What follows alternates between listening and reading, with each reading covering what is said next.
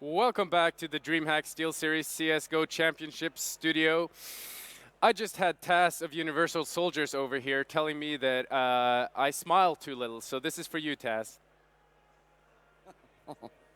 Man.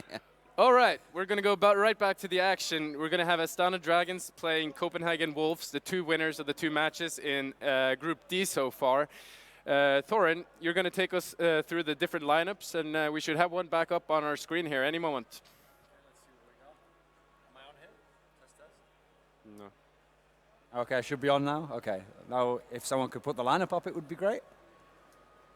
Any minute now. We can. Here we go. So we'll Astana Dragons first. We haven't looked at these guys yet. All of them were X1.6 players, so I'll go in using that. Okay, so Dosia was in a team called Moscow 5, and they were the best Russian team. And at the end of 1.6, towards the end, they'd gotten to the status of being, say, the fourth best team in the world. So they'd gotten pretty good, but they could never break through. They could never win an event. They could never get to the final of a big event. Markelov, he was the star player of Na'Vi, who in 2010 were probably, in my money, the best team ever that year. Then they had the next 2 years, they also had a good run of top threes all the time. Adren played for a team from Kazakhstan. As you can imagine, Kazakhstan didn't produce a world championship team, but as a player, he was amazing in 1.6. Angel, he was actually the leader, and Kusha was in his team of DTS, the second best Ukrainian team. And because of how matchups work and the fact that they were a more tactical team in some senses than Na'Vi, they actually frequently would beat Na'Vi in the latter days. Now, in terms of CSGO, okay, Dosia by far and away, I think he's one of the top 5 players in the world. He's an absolute beast. This game suits him a lot more than 1.6, even though he's very good in that. It's taken away his weaknesses, basically. Adren, he isn't the superstar beast that he was in 1.6. He's more like a middle ground third guy who's going to kind of do a little bit of fragging, a little bit of clutching, a little bit of utility play. He can do a bit of everything because this team's basically like 3 superstars and then like 2 utility players, sort of. In-game leader, Angel, good guy with the tactics. Kusha's the new man. He was replacing Edward. He was always known as a very good player. What's interesting is that when he was in Angel's DTS team, he wasn't the star player. He was like the second star. Actually, at the time, a guy called Kraftik was the star AWPer. So it's interesting that they chose to bring him in because it says to me that, okay, we're still looking for some fragging stars. That's our style. We're a very loose team. But we don't want like a superstar necessarily. We want like a guy who can maybe fit into like that second or third star type role. Markelov, so good in 1.6, but I actually think in CSGO, he's just a very good player, if that makes sense. If we had a scale of 1 to 10 and Dosia is a 9 or a 10, Markelov would be like an 8. So he's still good, but you need another star if you want to be good enough for this style. And so I think that's a good rundown on the team there. All right, we're going to head on over to Lurpis for a pregame interview with the Angel. Okay, we're here with Angel right outside of the tournament area. He's the in-game leader of Astana Dragons. So first question is going to be, how has your preparation been for the tournament? I know you changed Edward, one of your main stars, changed him to Kucher about a month ago. So how's your preparation been, and how ready do you feel for this tournament? Yes. In general, we spent like 90% of time on bootcamp because we have bootcamp place at Kiev where everyone can live. So we were bootcamping before tech labs and playing some online leagues, and 1 week after tech labs, where we try to prepare something special for DreamHack. So I think we were pretty well prepared. So now you're going to be facing off against Copenhagen Wolves after defeating their countrymen, Reason Gaming. How do you feel going into this match? I know Copenhagen Wolves also changed their roster very recently. So how do you feel going in? Just how important is winning this map for you instead of having to go through the lower bracket of the group? I think it's really important not to lose this game, because when you came here to win the tournament, the only goal you have to have is to win all the maps, all the matchups. And I think matchup with Copenhagen Wolves is pretty good for us. We played a lot with them on different tournaments, different lineups, but I don't remember we lost them on LAN. All right, thank you. We're going to head back to the studio to go over the Copenhagen Wolves roster. Thank you, Tomi. You said it. We're going to go over the Copenhagen Wolves roster. Okay, here we go. Copenhagen Wolves. We saw them before. So Nico, ex-star player of Western Wolves, now in theory star player of this team. Him and Device. Device was a member of Copenhagen Wolves before, but then he left for a while, and then they brought him back in this last incarnation. Dupree and Fetish been in this team for a long time, Copenhagen Wolves. They've been around back when they were a step back around the round of 8 kind of level. Now they're like a semi-final team. Zipnix was in Fnatic. Now he's in this team. I think this team suits him a lot better. We saw in the last match, they were firing on all cylinders. They looked really good. And now they're going to go into a real test here. All right, Tomi, have you found any Danish people down there? Copenhagen Wolves here. So your team also went through some roster changes recently. I mean, you guys have had some roster problems throughout the late summer and fall and early winter. So how has your preparation been? How ready do you feel considering the newness of your roster? I feel pretty prepared. We played like 6 times a week the last month, maybe, and yeah, we played as much as we could, and the roster changes, yeah. What can you say? It's Counter-Strike. It happens a lot, so I think we are well prepared. So Angel just said they feel comfortable playing against your team. They've had good results against you and your previous rosters over the course of their 3 months they've been in existence. So how do you feel playing against them? Have you practiced against them? What do you make of your chances going into this match? They indeed have a good record against us. I don't think we have won against them on LAN, maybe one time online or something like that. So they have the upper hand, I would say, but I feel really good in this matchup. People say it's a tough group, but I think it's a good matchup for us because we have some players that maybe play the same playstyle as them, and it gives us maybe an advantage. But we have to look into that playstyle, so yeah, we should be prepared. All right, thank you. We'll go right back to the studio. Thanks, Tommy. We're about to start the match, which is going to be on Nuke. Thorin, is this the first time we're seeing a Nuke match at DreamHack? Yeah, I believe it is the first Nuke completely, especially because we were watching NiP yesterday, and everyone bans it against NiP. So immediately you don't know. Some other teams don't even play Nuke, because some teams just don't play one of the 5. And so first Nuke map we're actually going to see, and what's good is it's going to be 2 of the top teams. We had a little bit of prediction controversy here in the first match of Group D, so I'm going to go Thorin, you're going to go first. Okay, I'll go first.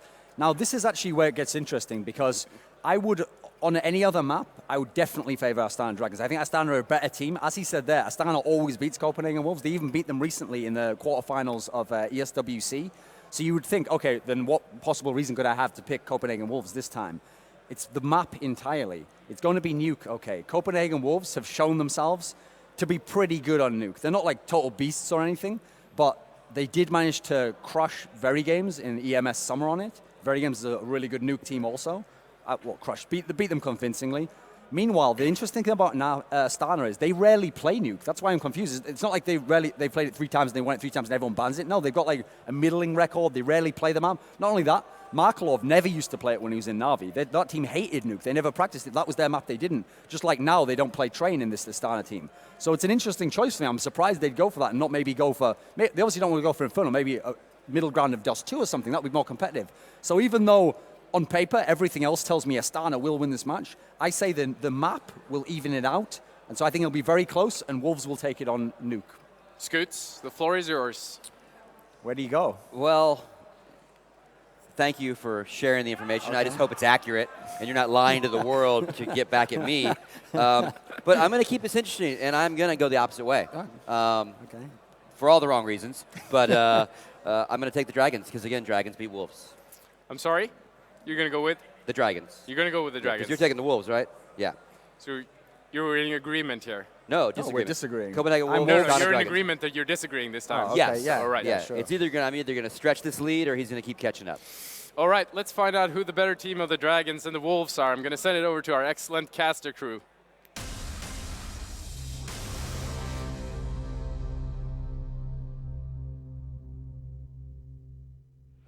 Rise and shine, ladies and gentlemen. It's DreamHack Winter. We're back here at the caster's desk once again with Copenhagen Wolves versus Astana Dragons. And it's Nuke finally similar. How happy are you with that? I'm so excited, man. Nuke is one of my favorite maps to play, cast, watch, the whole lot, man. Nuke takes it. So to see these 2 teams, I mean, I think Thorin, hit the nail on the head. Yeah. Both teams can excel on this map. It's not perhaps their favorite map, but it's still a strong map for each. Apart perhaps from Markelov. He did bring up the right point there that Markelov, used to play on Na'Vi, never played Nuke. Yeah. So curious to see how well Markelov will fare here, but I think that we're in for one hell of a show. Like, this is the perfect first seed map to have this match on. And I'm very excited as well. And at this point, just anything that isn't Inferno actually is going to make you happy. Yeah, I know. It's like, and please. This whole Inferno guys. craze is it's because we have the best of 1 format. So it's not just like every team just loves Inferno. It's just that they, that's the map they, would prefer to play against, something like Mirage or Train. There's probably those 2 maps that are really sort of screwing up the map vote. Means you always default to Inferno. So once we go into a best of 3 forward, which we will later today, obviously in the round of 8, then we'll start seeing a lot more different maps and probably some Mirage too. Yeah. But right now on Nuke, I mean, this is such a cool map, and I'm very excited that we get to see it finally. It looks like it's going to be Copenhagen Wolves starting on the counter-terrorist side. It's going to be Astana on the terrorist side. And Semler, why don't you tell the people, why does that make a big difference which side you started on for this map? Because vast majority of the time, Nuke is a CT favorite map. It's a counter-terrorist map, and most of the time we do see counter-terrorists coming out ahead, 9-6, 10-5, you know, those kinds of score lines. We can expect to see Copenhagen Wolves get the advantage in rounds, but they are not wasting any time. In fact, Dragons, they're hopping right in here, and they're looking to overwhelm on the upper side. Oh, it's the pain train in action here. They make it a 3-on-3 situation, and Fetchis is going to peek in. They need to take this back, Copenhagen Wolves, and there's a white shot from Sipnix. Fetchis is going to pick up the killer. One of it's going to be Angel in a 1-on-2. A great retake from the Danish team here, but Angel gets the bomb down. He has to do all the leads, and he's going to go and hide. And because he's a gentleman, he locks the door behind him. Well played. And, well, this is not so easy. You know, getting him out of this broom is not going to be that easy. Yeah, they're going to smoke it up. And unfortunately for him, he lines it up improperly. He could have got him, but he didn't. Oh. Angel just off to the right. Fails to line up his crossfires, and he's going to it now. He's just like, did you see that? He was running in there trying to knife the air, hoping he can shank Angel. This is a professional match. You mean this is the biggest Counter-Strike tournament we've ever seen? And that was probably one of the most amateur moments I've ever seen in so far in the tournament. That was so funny. Oh, Angel, that was very confusing indeed. Well, it's going to be 1-0 for Copenhagen Wolves, but what a funny way to start this game. But that was still a cool strategy that we saw from Astana, because we were seeing it more and more often now, where they try and just overwhelm quickly and draw attention to the upper site, and in the meantime, you infiltrate the lower site with the bomb carrier. You throw him down vents, he goes tumbling down there, and the first thing he does is plant that bomb, get it down, so you get guaranteed money. And now Astana Dragons, you know, they fulfilled that. They've got him plant. And we could, let's see, take it up. Yeah, we could expect them to buy here in the third round. They definitely will. But look at this. Look at the fact that Nico has picked up a scout. What is this? I mean, is this him simply saying... He's making a statement. He knows what Markelov is capable of. Yeah, but... We've seen Markelov scout. And this, I'm wondering about this, because you're absolutely right. The bomb plant in the first round practically guarantees that it's going to be a third round buy from Astana. And Copenhagen Wolves, they must know this. So why would Nico have a scout now when he's going to be up against AKs? And well, not an AWP, but he will be up against AKs soon. That seems to me like a very strange decision, unless he's channeling Chris J here. I mean, could be. Could be. You know, we've seen ridiculous things from Chris J with the scout. We've also seen ridiculous things from Markelov with the scout. I think Nico is now trying to make his mark in scout history. He's saying, I can absolutely do this. This is not a problem at all. I was getting my rank boosted one day on matchmaking by Guardian, and we ran into Chris J. De-boosted, right? De-ranked? Oh yeah, no, of course, yeah. I was boosting Guardian, and then we ran into Chris J, and he destroyed our whole team on Dust 2 with a scout, and he was very, very. I still haven't really forgiven him yet, but. Isn't it sad when that happens? You run into a pro player, and you're just like, you feel really good, and then you run into one, and you're just like, I am so bad at this game. Yeah, that's just, those were precisely my feelings. Now here we go, the AK buy coming out from Astana Dragons. They are pushing fairly aggressively outside, leaving a few people in lobby as well. And this is kind of the standard setup on Dust, not on Dust 2, but on Nuke. A great shot outside from Angel. That's Dupree gone down. One of the heavy hitters on Copenhagen Wolves, and there's a scout from Nico. How is this working? He's somehow stayed alive, and he's still taking some damage as well. Nice to see Device, however, working his way up secret, and this could be the opportunity here. He could catch him by surprise, and he does just that. He does barely get the kill there. That was a scary moment. Thought Adrian might pick him off. Yeah, ooh, that's not funny at all. In the meantime, Kucha snuck all the way around here, and this is pretty cool. It means they can kind of collapse on the ramp room if they go for it. They are slowly sneaking in through radio as well, and Nico's going to be in a lot of trouble here. Kucha gets the kill, and that's a great headshot. Dosia takes it, and it's going to be back to a 3-on-2. This is a cool round from Astana Dragons. Nice shot onto Device as well, and now Fetchis is alone in a 1-on-3. He makes it 1-on-2, but there is still a lot to do here for the in-game leader. He's trying to deny the plant, and Markelov is just barely around the corner. He can't quite do it. Kocher is going to get it. No, Markelov robs the kill, but still, Kocher doing the majority of the damage. He almost close. Yeah, that was so close by Fetchis, but it wasn't enough. And this buy from Astana, I mean, this is everything you hope for in an early buy. Get the bomb down, force the counter-terrorists to come back in, win the round eventually, and now force them back to nearly nothing. But actually, there is an all picked up on Nico. Exactly. Interesting. Nico is not scared, man. He is not worried about this. He picks up his op. It's going to be rifles across the board, a minimum amount of nades, though. And that's the thing that we have to point out here. On Nuke, nades are so important. You need smokes, you need the flashes to hold off the terrorist pushes. And well, without those tools, it's going to be very difficult here for Copenhagen Wolves. Oh, look at Angel. He's going down T-Vent straight away. And well, Doja has the bomb. Is he going to follow him as well? He's actually in the lobby still, so this is all a distraction. 1-for-1 trade. Markelov going to pick up Fetch. Sipnix goes down, and we're back to a 3-on-3 situation. Angel is still down here, but weirdly, the bomb is only just making its way. Taking their time, Astana Dragons, and there we go. Dupree actually catching Adrian out. Adrian not able to react in time, and now we're down to a 3-on-2. Angel with no health, 6 points of health. Doja, however, has got his back. Worth stretching as well that if Copenhagen Wolves lose this round, they might be double ecoing, so a lot on the line here for the Danish team. They need to pick up, as you said, 9 or 10 at least rounds on the counter-terrorist side if they want to have a chance of beating Astana here. Angel comes up, well, just spots somebody out, but it's going to be on Doja, and he turns his back wrong way, and most importantly, that's the bomb down. Angel now, well, where are you going to go? You have to go and walk into the waiting crosshairs of the Copenhagen Wolves, and well, we are about to find out, do Wolves eat Dragons? Or is it the other way around? The smoke is down, and there you go, Dupree spotting them through it. Angel will get picked, and that's the third round, the most important round here for Copenhagen Wolves, because it's going to allow them to continue carrying on with the momentum. Well, I mean, Thorin was telling us earlier that dragons don't even exist, which obviously he's never watched Game of Thrones. Oh, yeah, seriously, man. Come on, Khaleesi would be mad. I'm sure there's got to be like a Khaleesi cosplay around here somewhere. This is DreamHack, right? Probably. I've seen... Be a bit nip outside, though, for that. You'd have to be pretty brave. Yeah, it's Then true. again, you got the dragons with the flame. Yeah, well, no, that discussion is too deep. Okay. We should leave that. Let's move on. But well, I've seen some good costumes around the venue. It's true. Not any dragons yet. Not many dragons. You know, that's a shame. That's a shame. There was a guy earlier in a full spandex suit, though. Yeah, I saw you checking him out. You couldn't hide it. Checking him out? When you were like, he's got something written on his ass, man. I was like, why are you looking? I was confused. I'll admit that much. Now, 3-1 is the scoreline. The 5th round is coming up, and right now it's an eco round from Astana Dragons. They have bought the Deagles, though. And as we discussed earlier, I think I even drew a diagram about it.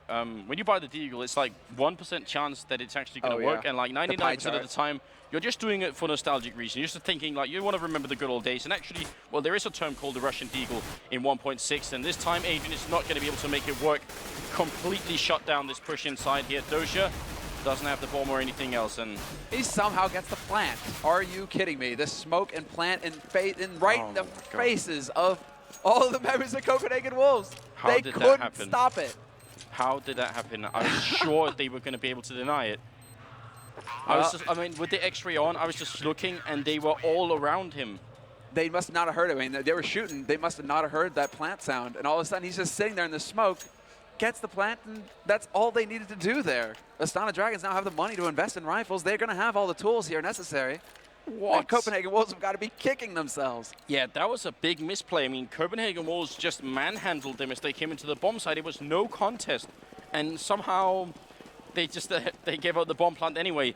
If we have any viewers out there that are not used to watching Counter-Strike, and I've seen a fair bit of them around during this tournament so far, bomb plant, $800 even if you lose the round. Just a quick recap. Nico with a good shot outside there will take down Kucha, but Angel really quickly returning the favor, and now we're going to be in a 3-for-3 situation. Doja takes down another kill, a double for him, but Fetish drops him, and now it's Angel and Markelov left. This is so odd. Now Markelov up on T-Roof. He's able to find one of them. Fetish takes a little bit of heat. He's going to back off. Oh, and he walks right into the waiting arms and wings of Angel. And now, well, we're into a 1-on-2. Device, the last man alive here for Copenhagen Wolves, works his way through main, and that is going to be that. Angel with the double to lock down the round, and Astana Dragons, 2 rounds on the board. Yeah, very good stuff. They are pumped right now.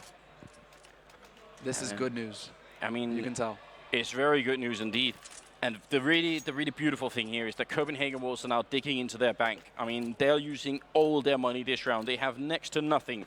If they lose this round, we're looking at an eco, and then Astana Dragons have very close to the amount of rounds that they need.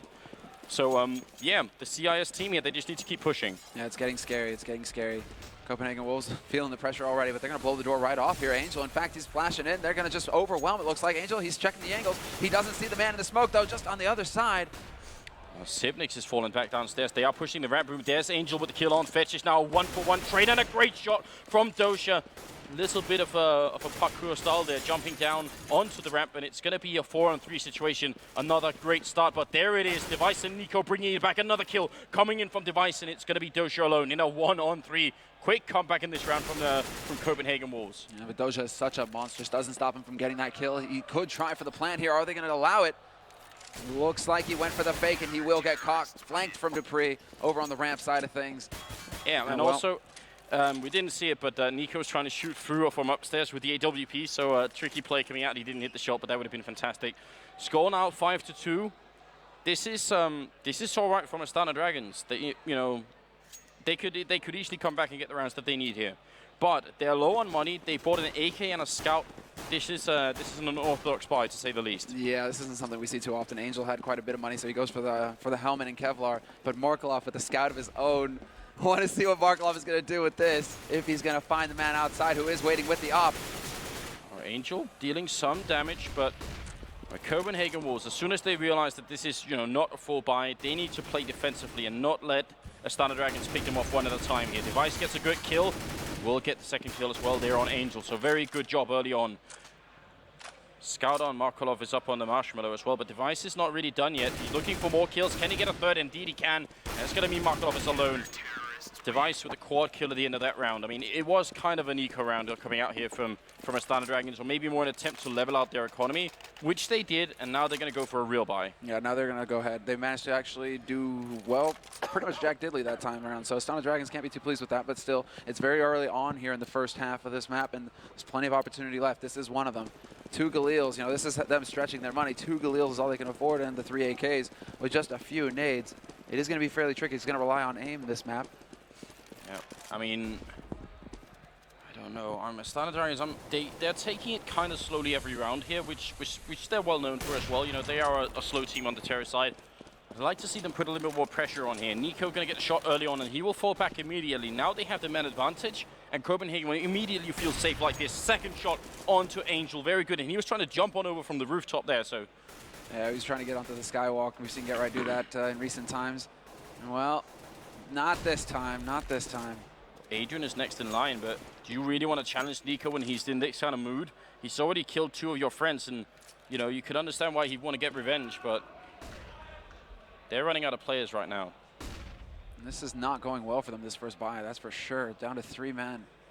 And Nico, I mean, responsible for 2 kills out in yard. Astana Dragons, they tried to catch him early, but unfortunately for them, it just didn't play out. Nico, too good, too quick this time around. Yeah, the 2 people that they have here in the lobby, sort of waiting, maybe thinking about pushing somewhere. I mean, it's going to require some expert entry frags if Astana Dragons want to get into this. Doja coming in, Markov gets a shot, but Fetish picks both off, and now it's Adrian outside. Nico finds the triple kill at the end.